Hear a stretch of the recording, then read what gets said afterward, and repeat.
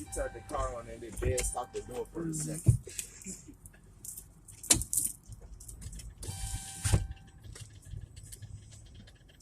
Exactly.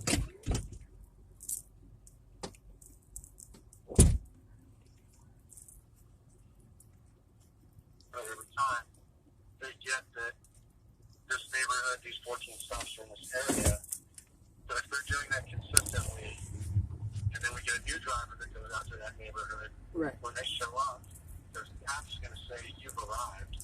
exactly. They haven't arrived. They've arrived at the place where the last driver was saying all 14 stops were, right? Yeah. So we're moving towards trying to enforce that discipline, scanning and swiping at the actual location, right, versus taking those types of shortcuts, right, which I really believe are encouraged by the daily. right. You try to go in 10 to 7 minutes, so that you can get out of there early and get your, make it $20 an hour because you got out there in 6 hours. Exactly. And so, I just want to hear your feedback on that. I mean, I think you already answered that question. Yeah, I mean, I totally agree with the whole process.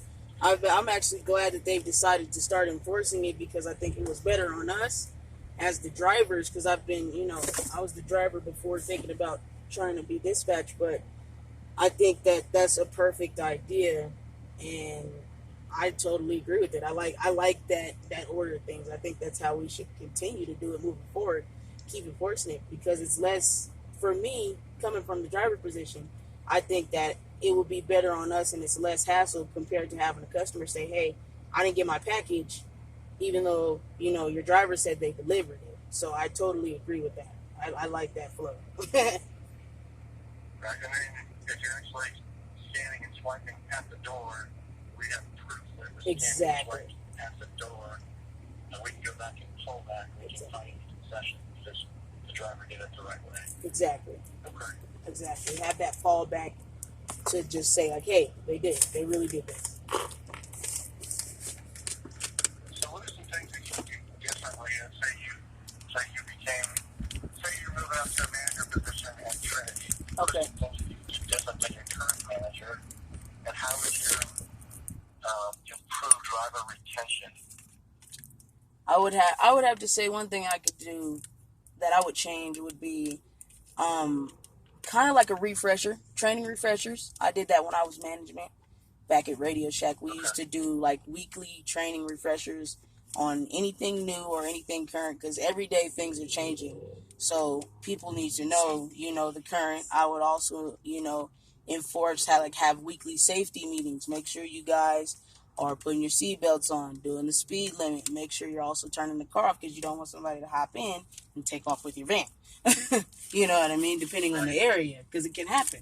So, I would just like to, I think that's one thing that was kind of like lacking, but that's something that I would do in my management role is kind of like hold these proper protocols, make sure there's trainings. If I need to have one-on-ones with my employees to ensure like, hey, is there anything you're not, you need help with? Or do you feel like your timing can be improved? What do we need to do to make sure that you got everything going? So the second part to that question is, drivers, there's a lot of driver turnover. Drivers don't tend to stay. You kind of get a core group that stick around for a long time and become your core.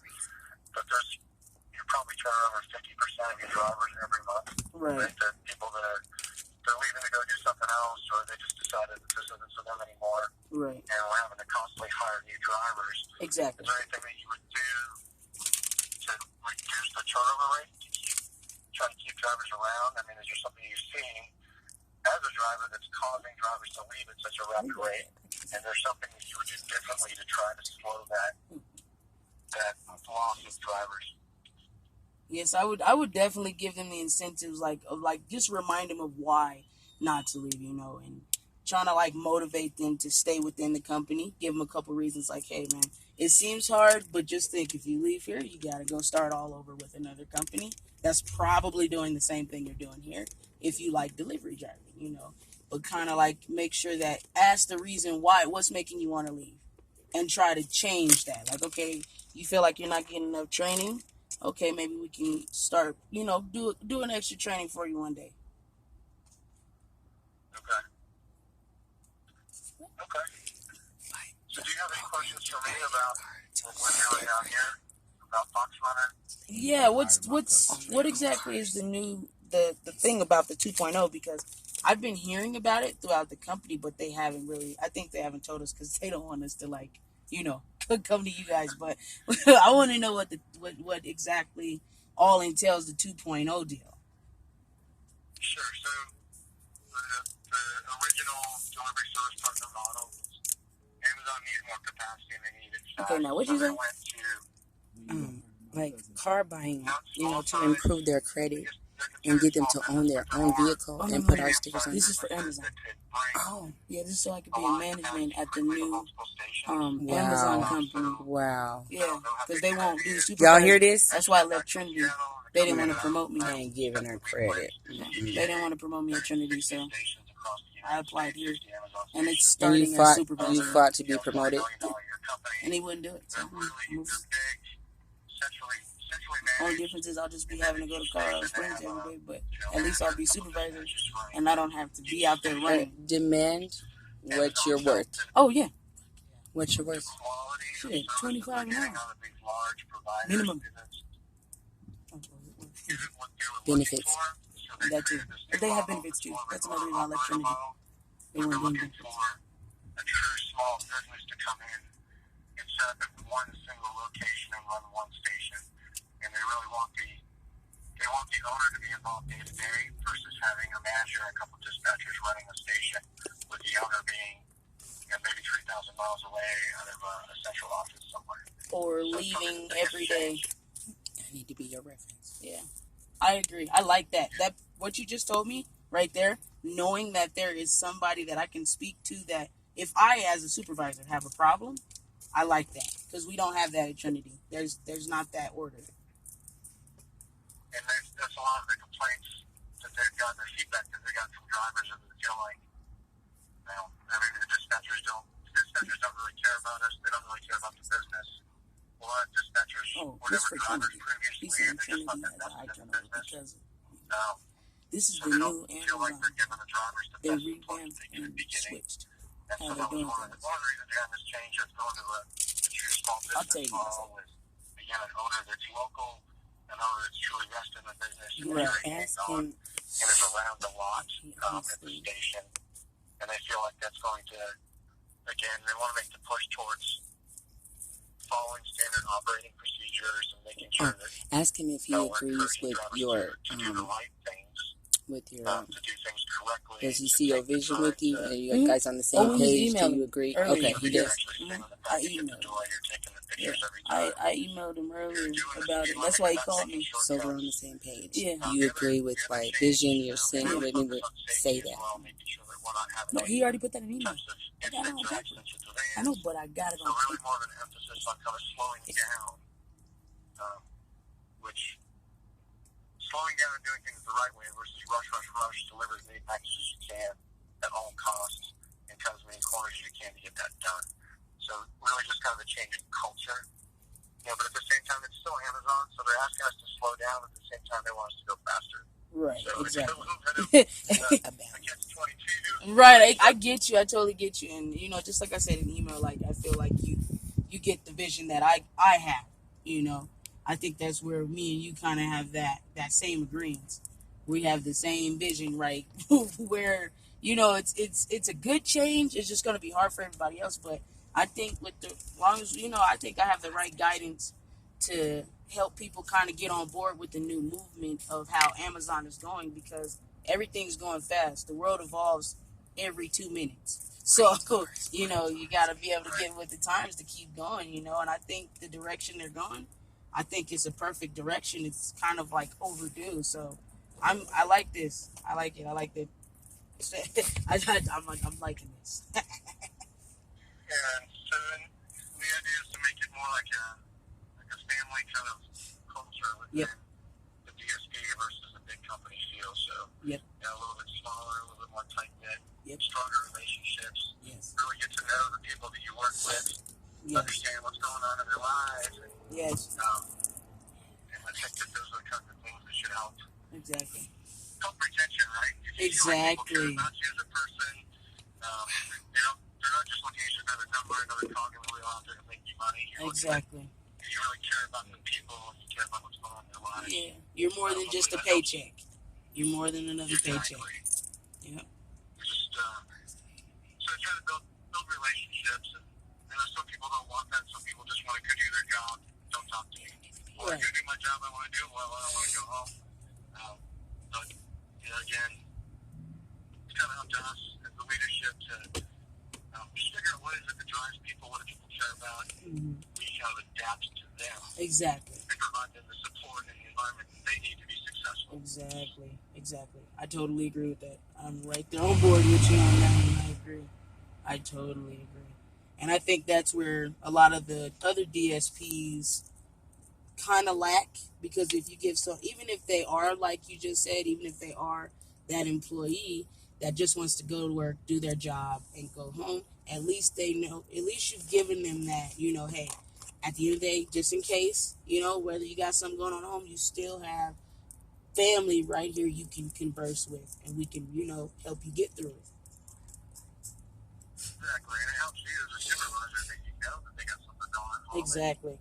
It just helps you make decisions about who you're going to schedule that day, or who you're going to call in and not call in. Exactly. This guy's got something big going on in his life. He's sick parent or whatever. Exactly. It just helps you work a little bit better with them. Yeah. Versus you drop in a hammer and then they quit. You don't know why they quit. Well, they quit because they needed a little bit of time and we didn't give it to them. Exactly. So, exactly. Well, so Brianna, I gotta be honest. I mean, I really enjoyed talking with you. I feel like you've got the right experience, the right mindset. I'm just super concerned about your commute to Aurora all the way to Providence Banks Airport every day, and about how that would impact your ability to get here consistently, especially like in weather. Right. Well, I make sure that I can get there. I have my own commute. I have my own car.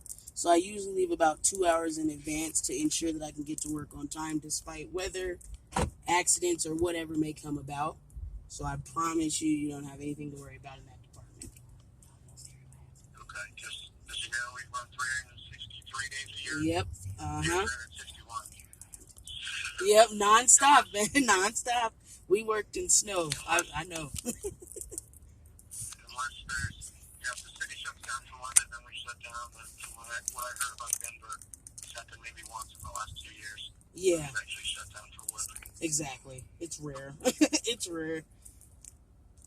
Okay. And then, so what's your availability? What's your schedule availability? I have work as far as complete open availability. I am available whenever you need me to be there.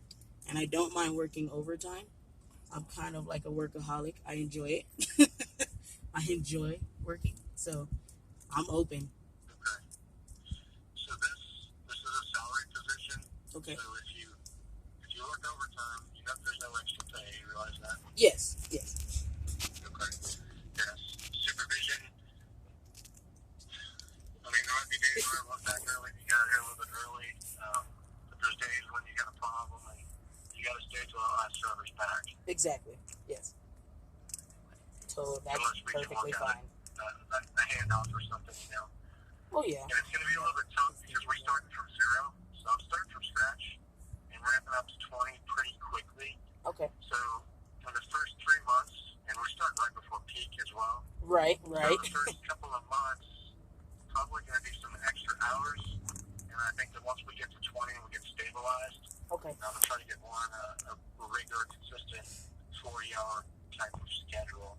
Okay. Do you have any issues with really putting those to the grindstone for a few months? I have no problem. Right. I have no problem. I'm actually excited to be a part of your startup. I would enjoy to grow with the company and see where it can go, and the exactly where it's gonna go, shall I say? Not where it can go, but where it's gonna go. So I'm excited. I don't mind working the hours. I'm fine with that. Okay. And there's so in this opportunity, right? So contract has a guarantee to get to 20 within 3 months. Okay. But the sky's the limit. We can continue to grow beyond that. From what I've seen and heard, 40 is kind of I don't know if I know anybody who's got more than 40 routes on one station, but yeah, I haven't heard of many. I think there's like one that I've talked to in the past 2 months, but that's like they're contracted through I think like FedEx to kind of help Amazon. It's a weird situation. Okay. Well, that's kind of the ultimate goal is to get to. I'd love to get to 40 routes steady state, be able to maintain somewhere around 40 consistently. Okay. And then Amazon's constantly rolling out new services. I don't know if you heard about the service. Yes. They've got special customers that get these special locks and actually allow drivers access to open the doors like the taxi inside and shut the door. I think we called them. There was a term that Trinity used. Oh, I forgot what it was, but I know what you're talking about. Yeah. Yeah, key or gold or white glove. Something like that. I can't remember what it's called. It's something other service where people are given, if you got a particular type of car, you get one-time access code to open the trunk of their car. Yeah. To let the trunk of the car work. Yep. So there's those types of opportunities where, as that gets bigger in Colorado Springs, they'll come to one of the 3 DSPs and ask us if we want to get some drivers trained up to do these special routes, provide this special service. Exactly. So that's a growth opportunity. Sometimes they'll get a special box truck route. Another opportunity to get a different type of route where maybe they only make 7 or 8 stops a day, but they're to larger businesses and you're running a box truck instead of a van. Right. So it just seems like there's all kinds of different special services. Amazon's always trying to do something new and innovative and unique. So I feel like there's going to be plenty of opportunity to grow and variety of work opportunities in the future. So exactly. Pretty excited about the opportunity in the future and just looking for someone that's excited about that as well. Oh, yeah. And with that opportunity comes a lot of additional work as well. Of course. Every time you try to start something new, you gotta go through the growing pains and exactly. The heartache of getting it up and running and getting it figured out. Exactly. No successful business started on an easy plan. It was never an easy route. So I get where you're going with it. I feel your goal. I'm trying to get there with you. I think this would be a great opportunity. I could probably kind of call around and possibly see how we could get some more routes. I can help you see how we can get some more routes up quicker. Awesome.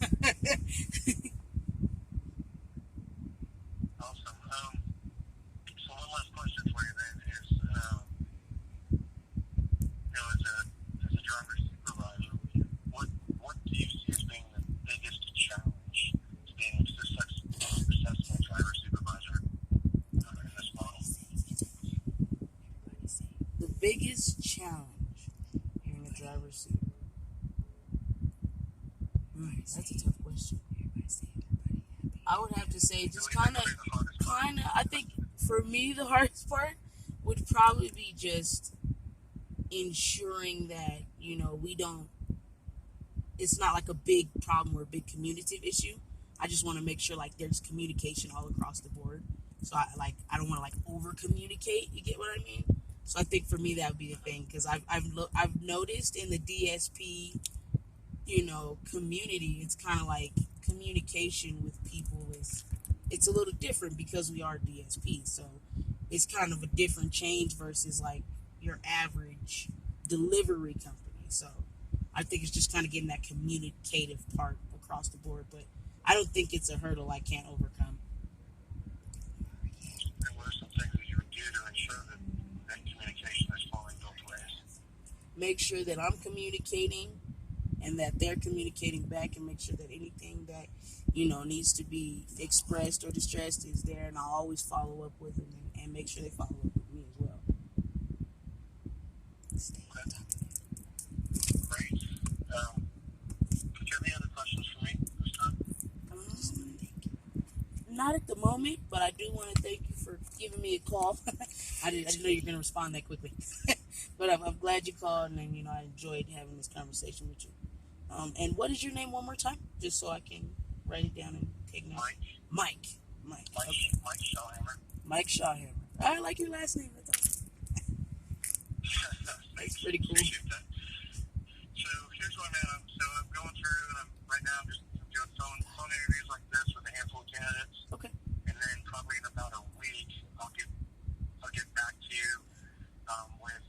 So I would like to bring you for a face-to-face. I'm probably going to be doing those within the next 7 days. Okay.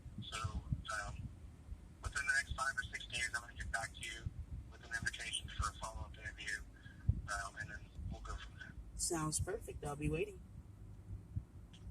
Fantastic. Do you think of any other questions or any concerns that you have over the next week or so? I think that you should have my contact information in the last response that I sent when I confirmed this meeting. Okay. But yeah, feel free to shoot me an email. Perfect. It's box-runner@outlook.com. Oh, okay. That's easy. I can remember that one. And then look forward to meeting you in person sometime in the next week or so. Me too. And I can't wait to start with the company and start building. Manifest. Awesome. Well, thanks so much. Definitely. I said manifesting. All right. Thanks, Brianna, for your time, and we'll talk to you soon. Sounds good. Talk to you soon. All right. Take care.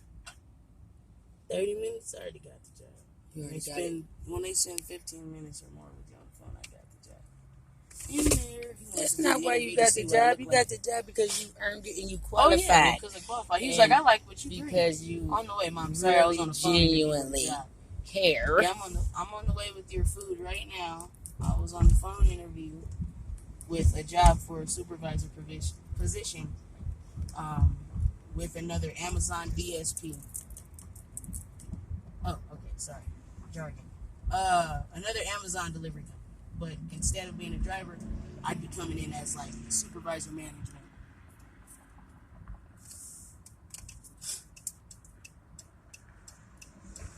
Okay. It's probably my signal. Yeah, I'm on my way right now. I just got your food. Okay, bye. Was that your mom? She was calling me while he was talking. So, Brenner, you know, this is going to go viral. On how to get a job This 101. is how to get a job 101. This is going to go viral. So, Brenner, how you feel about that interview again? Oh, it was lovely because you know I got the job. You got the job. And how'd you get that job? My experience, my drive, and all of that. Because I manifested, I wanted it. And damn it, I do good at what I do. And I heard you, like, speak it into existence. Oh, is that what you did? He was like, manifesting? Yeah, I can't wait to see you. No, you said, I already got the job or something. Oh, yeah. Is that what you said? Yeah. I was like, I can't wait to start. So that really works. I always end with that, yeah. So how you know about this 15-minute thing? If they spend more than 15 minutes? Oh, if you spend more than 15 minutes with somebody, whether it's on the phone or in person, it means they see something in you that'll be an asset to the company. And not a liability. Not a liability. So if they spend more than 15 minutes of their time with you, that means that they like what they see and they can bring you on with the company. Learn that from being management. Right. For you. I noticed a real key important question that most people ask when they say, do you have any questions for me? Or, you know, normally people say, well, how much is it again? How much am I getting paid again? Yeah. You didn't bring that up. Why? You don't bring up pay because that's when they stop looking at you, because they think you're only about the money, which means that you're not going to build longevity within the company, and they don't want that. They want somebody who's going to be around, stick around, and do their job, not just for what they're getting paid. They want to look for people who's going to actually work. And did you notice the moment when he was stumped with questions? He ran out of questions because you like killed it, and he didn't really know what else to ask. And there was like paper flipping in the background. Yeah. What do I ask this girl? I don't even. She knows more about the job than me. Yeah. Wow. He was like, wow, you know, because he asked me, you didn't hear that, but when I went in there to pay gas, he was like, why didn't they promote you? I was like, you know, to be honest, I don't know, but I think it was more of a jealousy. Who the boss likes more, along with jealousy, because you have the experiences. You know more than like, him. Wow, That's all that is. Well, So, how long have you been communicating with him? 30 minutes and 15 seconds. No, I mean, like you said, y'all had email. Yeah. So 2 days now. 2 days. 2 days. We've been going back and forth. Never have I ever heard of that.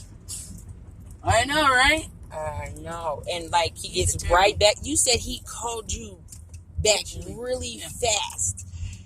They don't usually do that either. They don't call you the same day. And He it's called you the Saturday. same day? And it's On a Saturday? And it's What's Saturday. today's date? The 29th? Yes. September 29th, 2018. Y'all, hey, this is How to Get a Job 101. It's long. If you got through it, I appreciate it. I thank you. But, you know, no one gives this person, this asset, man, credit. Try it. And call me with your paycheck. Because I need it. I'm broke. Holla.